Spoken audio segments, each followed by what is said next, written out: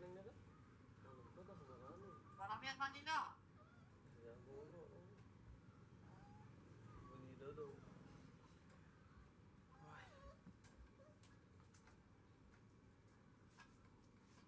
Halo.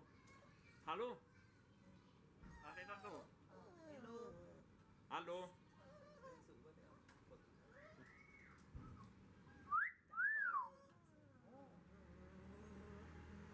Halo gitu. Selamat pagi katanya.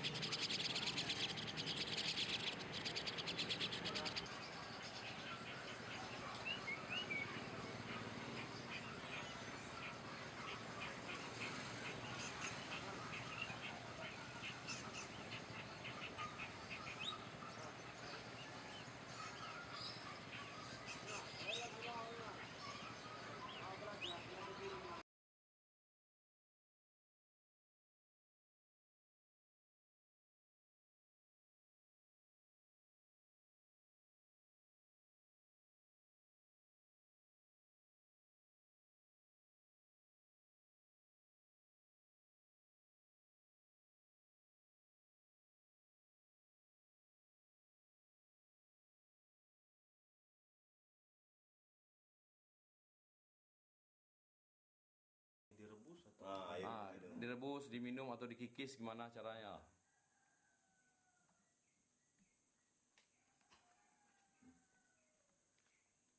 lebih dijual. Mana yang bilang garu kan? Nanti jual 100 lebih. Dia beli nggak? Kami itu biasa nimak tuh. Tidak tuh biasa 5 ikut. Ngau. Tapi jarang ngau. Kita ngau. Berhari-hari belum bukit. Apa ya? Kalau misalnya Pak, burung yang Bapak tampung dari pemikat ini Pak, bisa Bapak klasifikasikan atau jabarkan harga-harganya Pak. Misalnya Bapak ada pemikat jual kutilang emas Pak, Bapak berapa harganya Pak? Kalau kutilang emas biasanya Dari pemikat berapa dari harganya? pemikat aku beli 20.000. Terus Bapak tolak? Aku tolak kalau ke counter 30. Kalau ini konsumen ambil sendiri dari sini 40. Bisa Bapak klasifikasikan misalnya seperti jala satu-satu Pak, misalnya Kalau harganya. satu-satu, kalau jala memang kalau aku ambil 30.000. Misalnya gini Tapi Pak, aku jenis-jenis burung ini harga ini saya terima dari iya. pemikat. Kalau jala aku ambil itu 30, aku jual limpul. Kalau gelatik sawit ini aku ambil itu 9.000 Pak. Tapi aku jual kalau udah makan pelet itu 30.000 atau 25.000. Kalau cerdong ini aku ambil ya 9.000 juga. Tapi aku jual kebanyakan cerdong kan sedikit banget, ya kan? Aku jual udah makan pelet limpul. Kalau kacamata ini aku ambil 10.000 Pak. Tapi kalau udah makan pelet aku jual limpul atau 40. Tapi kalau nolak aku ke counter, memang tadi dapat langsung aku tolak 20.000. Tapi kalau kacer ini baru dapat sekarang cepek Pak. Tapi kalau udah makan pelet, aku jual ini konsumen di sini cepek limpul. Iya. Lagi Pak. Kalau ini cak ranting umur daun yang kecil ini aku ambil 80.000 Pak. Aku jual cepek limpul. Iya.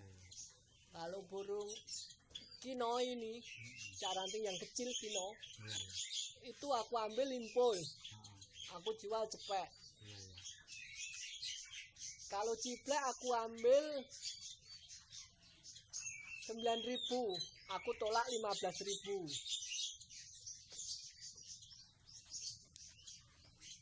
Kalau kutilang biasa aku ambil 12.000, aku tolak 20.000.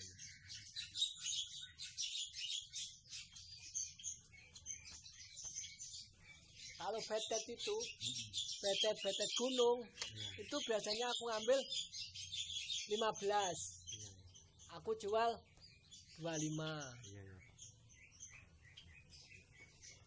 Kalau ini gelatik padi ini aku ambil limpul Pak. Tapi kalau aku jual cepek.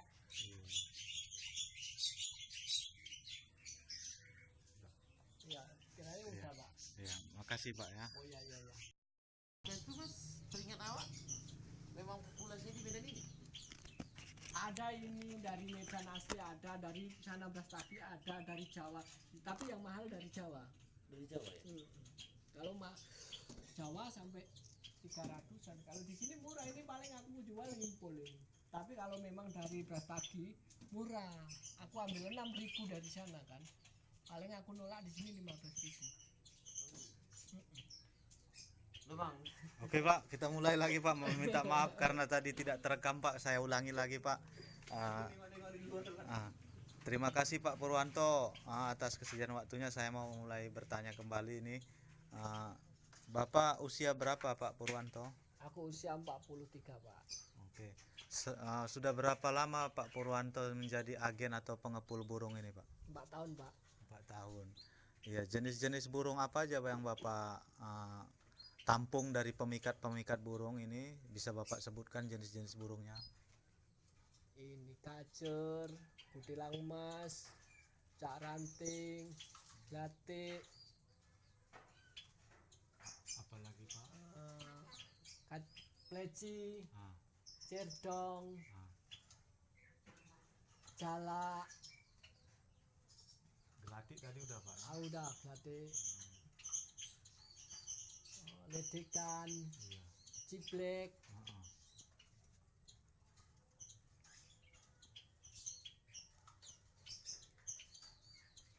Udah gitu Pak, Bapak tahu prediksi pemikat burung itu satu hari berapa orang yang datang untuk menolak burungnya sama Bapak? Kira-kira ya 4 orangan lah itu yang bisa dipastikan itu yang Ya. ke sini. Biasanya para pemikat itu datang dari mana Pak? Ini dari Medan juga kebanyakan, ya ada yang dari Brastagi, ada Simbolangit, ada yang dari Bangun Purba, dari Silinda. Iya, lagi Pak. Biasanya situ aja. Biasanya setelah Bapak kumpulkan burung-burung ini dari pemikat, biasanya Bapak jual atau Bapak tolak kembali kemana Pak? Aku tolak ke konter-konter sini, Kota Medan, Jalan Bintang. Ya ada yang konsumen ambil. Kadang-kadang kalau konsumen itu mintanya yang udah makan pelet, yang udah jadi. Tapi harganya agak lumayan mahal. Bisa 5 kali lipat tuh kalau udah makan pelet udah jadi itu. Apakah ada juga burung yang Bapak kumpulkan ini Bapak jual keluar dari Sumatera Utara Pak, misalnya Jakarta atau Pulau Jawa Pak? Ya ada, tapi belum tentu. Setahun sekali pas aku pulang Jawa, biasanya aku memang bawa. Aku bawa dari Sumatera, ntar pulang dari Jawa, aku bawa ke Sumatera gitu. Tahu Bapak jenis-jenis burung apa yang Bapak bawa dari sini Bapak jual ke Jawa kalau setahun sekali gitu kalau Bapak pulang ke Jawa? Aku kebanyakan aku bawa dari sini murai batu sama kacer sama murai daun. Dan sebaliknya dari Jawa Pak, kalau Bapak dari Jawa gitu bawa pulang ke Medan, Bapak bawa dari sana jenis-jenis burung apa yang Bapak jual di sini? Aku kalau dari Jawa itu kebanyakan kenari sama petet Jawa sama ciblek di sini memang agak laku itu.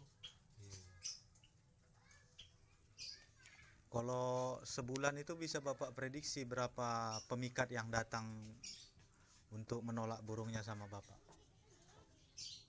Ya nggak bisa prediksi gitu Pak. Aku namanya kan kita kan nggak ngikat kan siapa yang masuk. Aku tampung. Dan juga Pak, apa suka dan dukanya selama Bapak jadi agen pengepul burung ini Pak? Ya sukanya memang kita kan pencinta burung untuk mendengar-dengar suara. Ya kalau dukanya ya memang risiko kematian itulah. Itu kan barang hidup kan. Di samping Bapak sebagai agen pengepul burung, apakah ada juga pemikat yang meminjamkan burung Bapak sebagai umpannya untuk memikat ke daerah-daerah hutan atau ladang untuk lokasi mereka mikat burung, Pak? Ya ada Pak, ada. Memang kebanyakan orang-orang mikat di sini memang pinjem dulu dari sini, karena aku kan menyediakan pikat-pikat burung apa aja kan aku sediakan untuk mempermudah dia untuk mencari. Tapi kalau orang pikat itu kebanyakan itu enggak, ini kurang perhatikan pikatnya. Iya, iya. Jenis-jenis burung apa yang mereka pinjam, Pak? Kebanyakan ya kacer, cerdong, glatik, kutilang emas, pleci, cak ranting.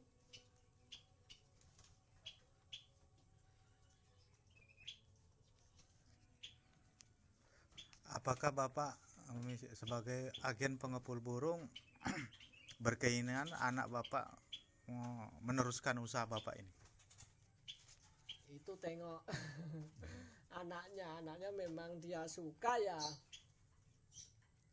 aku dorong lah pokoknya. Kalau dia nggak suka, nggak cinta, ya terserah anakku ingin lanjutkan atau enggak. Iya, Pak. Kalau per bulannya, Pak, dari hasil Bapak sebagai agen pengepul burung ini bisa Bapak prediksikan berapa pendapatan Bapak? Itu nggak bisa aku prediksi Pak, karena ini ya aku kan tergantung sama pemikat ya kan. Iya. Pendapatan pemikat banyak ya kita ya ikut banyak. Kalau pendapatan pemikat itu berkurang ya aku bisa berkurang juga kan. Aku nggak bisa prediksi. Iya, iya. Selama burung yang Bapak tampung dari pemikat ini Bapak tempatkan di rumah Bapak ini, apakah tidak mengganggu bagi keluarga Bapak, seperti bisa terkontaminasi apabila penyakit yang dibawa burung yang sudah ditangkap pemikat itu, menurut Bapak apa enggak terganggu dengan kesehatan Bapak selama Bapak tempatkan di rumah Bapak ini, Pak? Ya alhamdulillah ini nggak ada gangguan lah pokoknya. Semenjak aku 4 tahun aku jalani sih lancar-lancar aja. Seberapa persen Pak burung yang mati misalnya pemikat itu tolak sama Bapak sebelum Bapak lempar ke pasar burung, berapa persen tingkat kematian burungnya itu, Pak? Ya 2%, 3% itulah. Yang sering banyak mati itu, Pak, yang sensitif mati setelah pemikat itu menyerahkan burung hasil tangkapannya itu, yang menurut Bapak jenis burung apa yang paling sensitif Ini cepat mati, Pak? Yang paling sensitif ini cerdong sama glatik ini. Lainnya aku nggak begitu. Kalau kutilang udah tahan kali. Iya, iya. Tahan dia. Yang paling banyak pemikat itu, Pak, yang mereka tangkap yang paling banyak menyerahkan atau menolak burungnya sama Bapak, jenis burung apa, Pak? Kalau musim ini, tahun-tahun ini ya, dulu sih kacer yang paling banyak. Iya. Sekarang kacer kan udah mulai Kurang, Pak, ya? kurang. Ini pindah, ini yang banyak diambil dia kutilang emas sama kutilang putih sama ciblek sama ini apa serdong sama glatik, itu yang banyak ini. Biasanya rata-rata berapa banyak mereka tangkap seperti yang Bapak sebutkan tadi, kutilang emas, ciblek gitu, mereka sekali mereka tangkap itu, Pak? Ya biasanya sih satu orang itu 30 ekor 40 ekor, kadang-kadang ya 20 ekor satu orang itu biasanya.